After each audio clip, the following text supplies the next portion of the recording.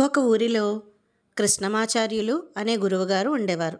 ఎంతోమంది పిల్లలను శిష్యులుగా స్వీకరించి జీవితంలో ప్రయోజకులు కావడానికి వారందరికీ ధర్మబద్ధమైన విలువలతో కూడిన విద్యలను ఆయన నేర్పిస్తూ ఉండేవారు. ఇంతలో ప్రక్కనే ఉన్న నగరం నుంచి బంగారు నగలు తయారు చేసే ఒక వర్తకుడు కొన్ని కారణాల వల్ల తన కుటుంబంతో సహా ఆ ఊరికి వచ్చి కొద్ది రోజులు ఉండవలసి వచ్చింది. అందువలన తన ఒక్కగానొక్క కొడుకైన వంశీని కృష్ణమాచార్యులు గారి దగ్గర శిష్యుడిగా చేర్చాడు. వంశీ ఆ బంగారు నగల వర్తకుడి ఒక్కగానొక్క సంతానం కావడం వలన, తల్లిదండ్రులు చూపించిన గారాబం వలన, తన చుట్టూ ఉన్న సిబ్బంది తనకు ఇచ్చే ఎంతో ప్రాముఖ్యత వలన వంశీ చాలా గర్వంగా ఉండేవాడు. ఒక పెద్ద నగరం నుంచి తను రావడం వలన తనకి ఈ చిన్న ఊరిలో బ్రతికే వారికన్నా చాలా విషయాలు తెలుసు అని చాలా పొగరుగా ఉంటూ ఉండేవాడు. కనీసం తన గురువుగారి దగ్గర కూడా ఏమాత్రం వినయం లేకుండా గురువుగారినే పరీక్షించే విధంగా ప్రశ్నలు అడుగుతూ ఉండేవాడు.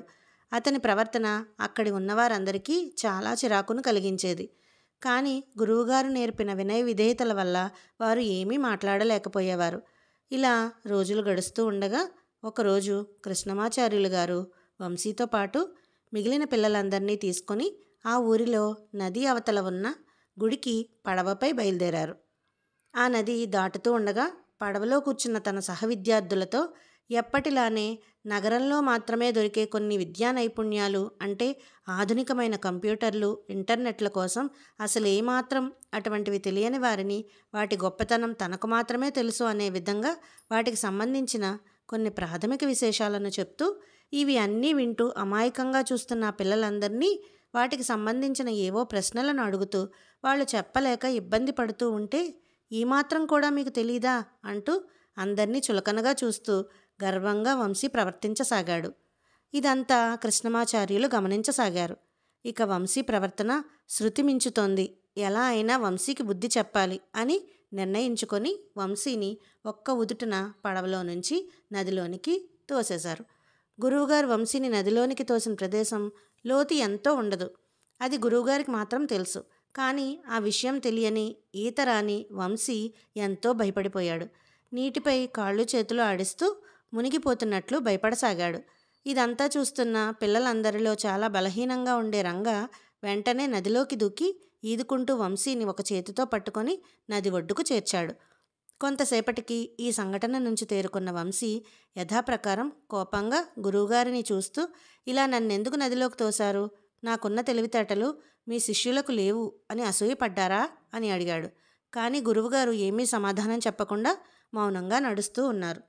కొంతసేపు గడిచాక వంశీకి వచ్చిన కోపం నెమ్మదిగా తగ్గాక గురువుగారిని ఇలా అడుగుతున్నాడు. అయ్యా, మీరు నన్నెందుకు నదిలోకి తోశారు? ఆ బలహీనంగా ఉన్న రంగ నన్నెలా రక్షించాడు అని నేనెంత ఆలోచించినా నాకు అర్థం కావడం లేదు. దయచేసి నా సందేహాలు తీర్చండి గురువుగారు అని వినయంగా 2 చేతులు జోడించి అడిగాడు.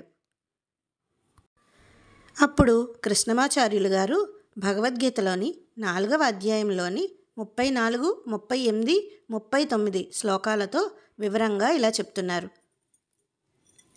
ఓం శ్రీకృష్ణ పరబ్రహ్మణే నమః.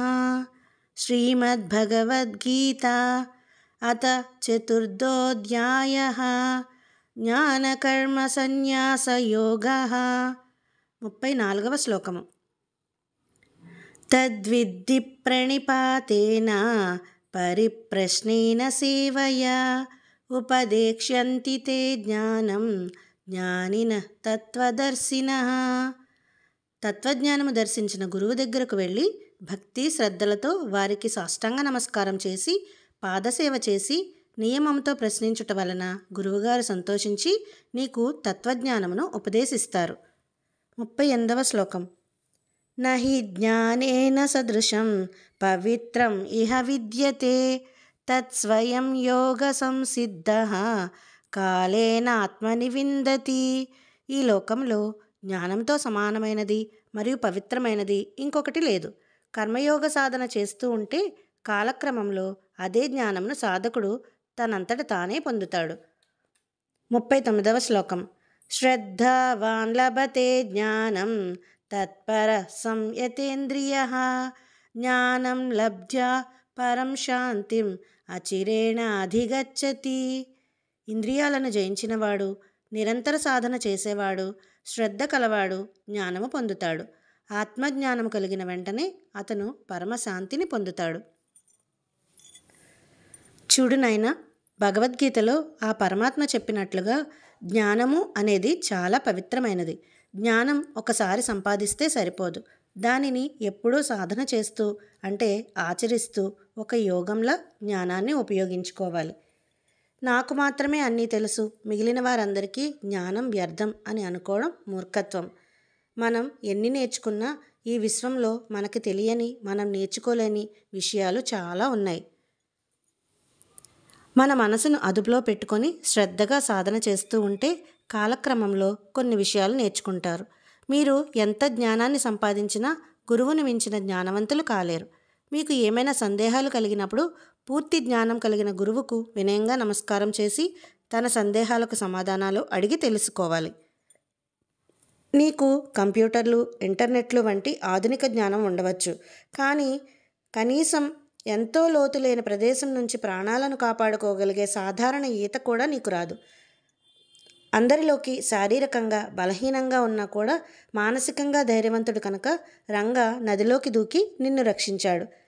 ఇది అన్నీ నీవు మొదట ప్రశ్నించినప్పుడు ఎందుకు చెప్పలేదు అంటే, అప్పటికి నీకు గర్వం, కోపం తగ్గలేదు.